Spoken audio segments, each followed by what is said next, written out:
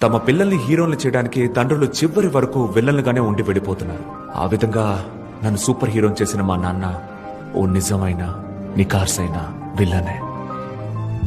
అసలు మీ నాన్న గురించి నీకేం తెలుసు? నిన్ను మొట్టమొదటిసారి ఇలా చేతుల్లోకి తీసుకున్నప్పుడు ఆ దేవుణ్ణి ఏం వేడుకున్నారో తెలుసా?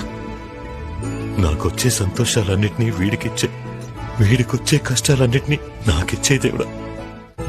నువ్వు చూసిందల్లా అది కావాలి ఇది కావాలని అడుగుతావు. అక్కడ నీ మీద కసురుకుని లోపలికొచ్చి నా బిడ్డ అడగగానే వాడిని వెంటనే ఎత్తుకుని కొట్టుకు తీసుకుని కొనివ్వాలనిపించింది.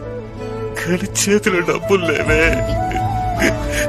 నీకు ఆస్తులు లేకున్నా అప్పులు అంటకట్టకూడదని ముందే అప్పులన్నీ తీర్చేశారు.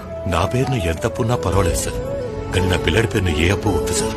భవానీ, ఎవడైతే వాడి లక్ష్యం కోసం కష్టపడాలని నిర్ణయించుకుంటాడో వాడు తప్పకుండా గెలుస్తాడే. నా బిడ్డ లక్ష్యంలో ఒక్కడే. ఊళ్ళో నన్ను డైరెక్టర్ వాళ్ళ నాన్న అని అంటారుగా. వాడు మిమ్మల్ని అన్న మాటలు ఇంకా జీర్ణించుకోలేకపోతున్నాను. హే, పసిపిల్లడే వాడు. పో. అమ్మా నాన్నలు మీతో ఉన్నప్పుడే వాళ్ళని అర్థం చేసుకోండి, సంతోషపరచండి, గర్వపడేలా చేయండి. ఎందుకంటే మీకు అర్థమయ్యే రోజు వాళ్ళు మీతో ఉండకపోవచ్చు.